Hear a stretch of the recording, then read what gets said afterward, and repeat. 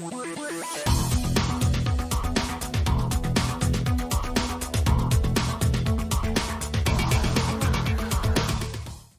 Nisa. I'm joined today by Gene Moldavsky, CEO of ITI Digital, and Boris Bilowitzki, partner and head of sales at Copper. Thank you both so much for joining me today. Thanks for having me. Pleasure to join you. Awesome. So we're going to be talking about the new wave of exchange-traded products for crypto.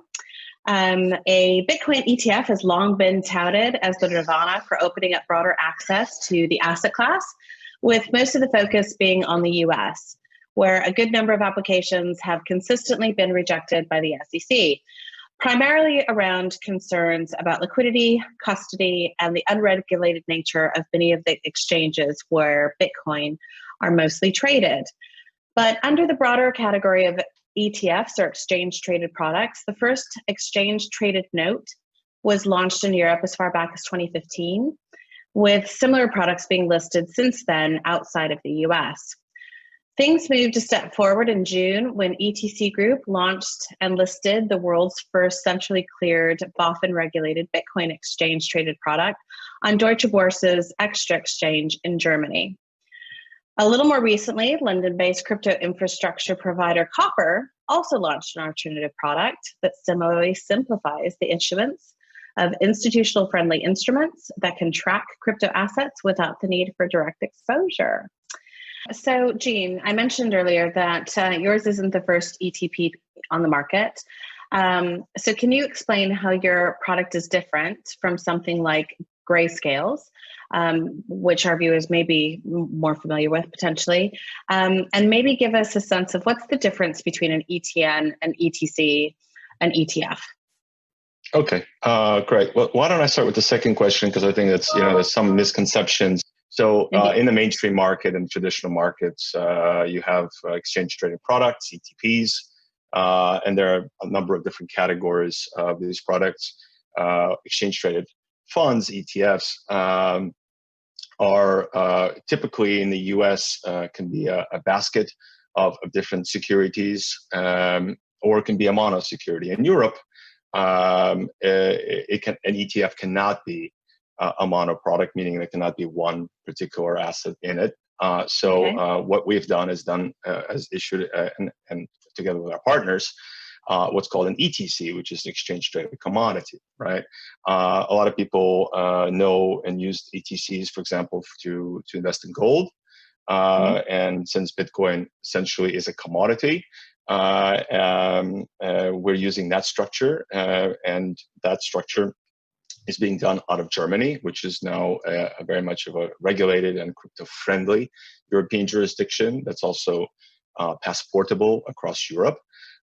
So our product is different in the sense that it is, as you mentioned, centrally cleared, and unlike other products, we don't want to talk about competitors, but for example, Grayscale, which of course is one of the best known products, and obviously they have a leader advantage in the US. But if you look at the structure of it, it's a private placement of a trust. It's not a regulated product, and it also trades at a premium. Our product is very simple, although it is very well structured and regulated. You essentially get access to, Bitcoin. It's very simple, and it works very well for institutions and for retail. And I'll get more to that when we talk later. Okay. So Boris, your platform enables the issuance of something called an actively managed certificate. What exactly are these, and what niche do they fill? We're really very much focused in order to enable anybody that is running a crypto strategy to go after the traditional space and raise capital. That, of course, with the custodial infrastructure that we have built was the first step. With a new product that you surely have heard about and has also been online with Clearloop, where we basically enable post-trade settlement, but still having the ability to trade on exchanges. That's another thing. But ultimately, when it comes to actively managed certificates, it is ultimately the possibility for an asset manager, a crypto strategy, but also in the traditional space, but I'm going to touch on this a little bit later, to issue a product that has an ISIN, is euro clearable, bankable with an ISIN number, and enables, to look and smell like everything else that you in the traditional space are buying and selling on a daily basis. So that is ultimately really what it comes down to, because if you look at it from I think the overruling topic here has to be that after all that work that has been done in that space, from an infrastructural perspective across various sectors, the consensus is there that crypto is a asset class in its own right, which has its place in a well-diversified portfolio, and ultimately really comes to the access of those. And there are different things, really touching on what Gene said earlier. If it's an ETN, an ETC, an ETF, there are different ways that you can that you can structure that. And AMC is just another way in order to get that exposure without physically having to own that from an investor perspective. And that's ultimately it. Okay. So, Gene, we spoke earlier about regulators in the U.S. having thus far been quite reticent to give the green light to an ETF in the U.S. You're regulated by BaFin, which is definitely not a light touch regulator. So what was the process like to get approval? And what did you encounter were BaFin's biggest concerns, and how did you satisfy them? Okay, great question.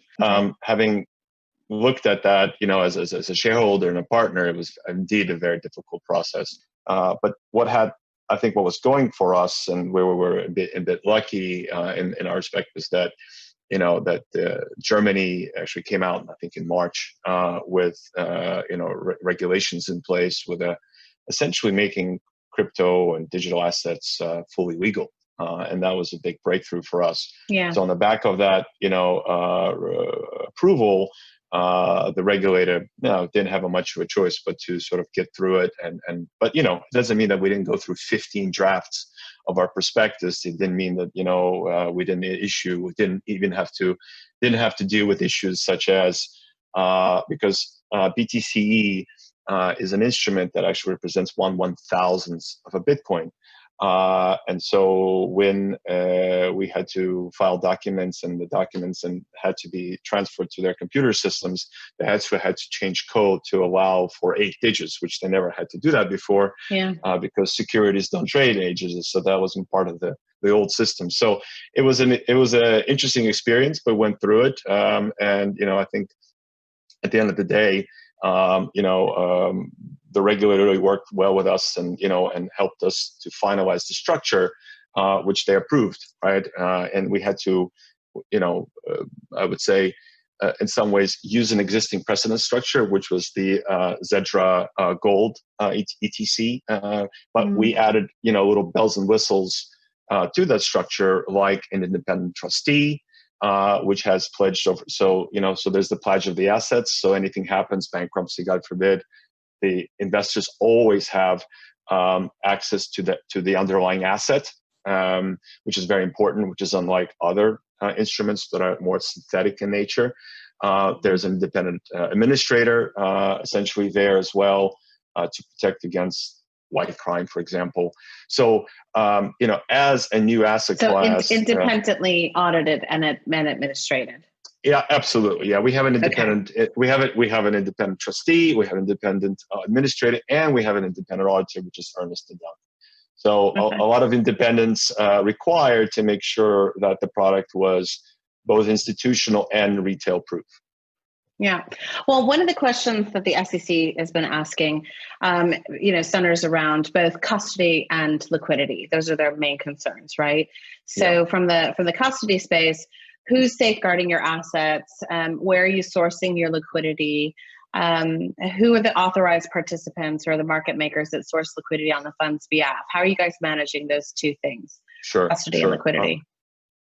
We don't want to talk about the SEC because the SEC is the SEC and they have their own, approach and methodology. Of course, we can only talk about BaFin, and that's what we know. And the structure that came together that worked for us and for BaFin was involved best in breed custodian, which was a company called BitGo. They're regulated, and they are also insured by Lloyd's. So that gave them, the regulator, a lot of confidence. On the other hand, in terms of liquidity, what we've done, and that was an integral part to BaFin getting approval, was that we've brought in, best-in-class market makers. So folks like Jane Street, XTX, Flow Traders, which are, professional market makers that do billions on Zedra, for example. They're part of our consortium. Some of them are actually part of our shareholder structure. So they're there professionally creating markets and making markets. They're also authorized participants. So for all the trading that they're doing, they can go back and create these certificates and make sure that each certificate has the right amount of Bitcoin behind it, again, stored in Bitcoin. So it all works as as one package that gives institutional investors the ability to know that that they can get liquidity if they need to, and as well as retail. Okay, so Boris, let's jump over to you and some of the same questions. How do things work for AMC? When it comes to the custody, like to have a deep dive there. In simple terms, we're MPC enabled. It's which is the two key things there, that the private key ultimately has never been created nor reassembled centrally. So that's from a custody perspective very important. Like I've heard now BitGo mentioned earlier. Every bolts and whistle that comes with it, with insurance, etc., you of course have with copper as well. Now, the ultimate question that needs to be asked here is who benefits this? From an auditors and from a setup perspective, it's very cheap. If you go through the classic setup of a fund, it can cost you 150 grand with like legal fees, etc. All that is being done within that issuance platform already, where you've got Matheson and Simmons on the legal side, AAC when it comes to audit.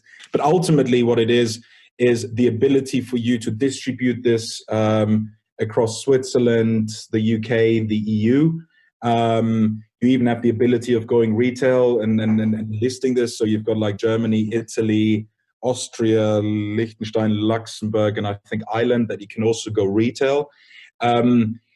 But I kind of asked that question earlier, like who does this benefit? And there are several points that you need to have to look at here now. So one of the big ones, of course, is traditional asset managers. You are looking after money of high net worth individuals, investors in general, who are asking the question that, pure fixed income and equity exposure is not enough anymore. So what ultimately is happening for those guys is that they are faced with the inevitable of like saying like, look, 2-3% of what I have with you now, since you can't service my demand, has to leave, and we need to put this into something that is giving me exposure. You've got the two options, of course, getting physical exposure and dealing with, figuring out of how blockchain works and all this stuff. And I'm saying this from that perspective because that's what the traditional guys have to figure out. And, not everybody is proficient in it. Or you basically buy into something that does this actively for you. We've seen a large increase in volumes on CME futures, which is typically where the institutions have been comfortable gaining exposure. What benefits do these instruments offer over futures? And are you targeting the same market of clients? Well, like I think that there's obviously room for futures in any market, right? Any asset class, whether it be traditional assets or digital assets. So I think that it depends on the mandate of the investor, of the institutions. And there's room for both, right? And I think that we with our product BTC are focusing on a very very entry point, I would say, potentially for institutional investors and retail investors to be able to buy a fully regulated MiFID II instrument with underlying Bitcoin in this case asset with professional market makers. Creating liquidity and tight spreads, which is obviously important. It is a centrally cleared central counterparty (CCP) instrument versus a bilateral settlement, which a lot of the other instruments have, which gives investors comfort because there's no settlement risk essentially.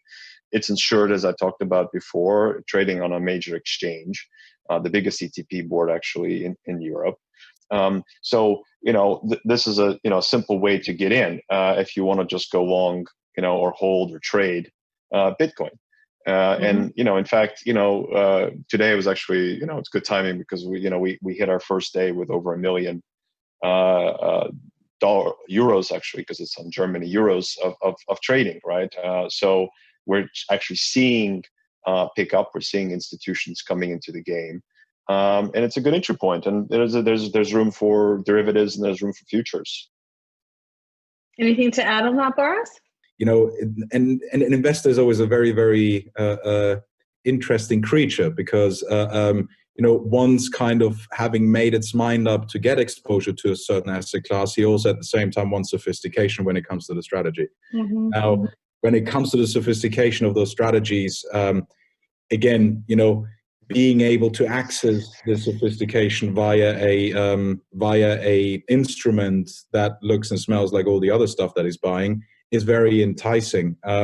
So yeah, I mean, it has room for both, and more than enough room actually. But like I say, from a simply enable perspective, we are both pulling on the same string here, even though that the strategies that are being offered within the AMCs that are being issued on our platform are more sophisticated. Brilliant. Well, we have run out of time. Gentlemen, thank you both so much for joining us.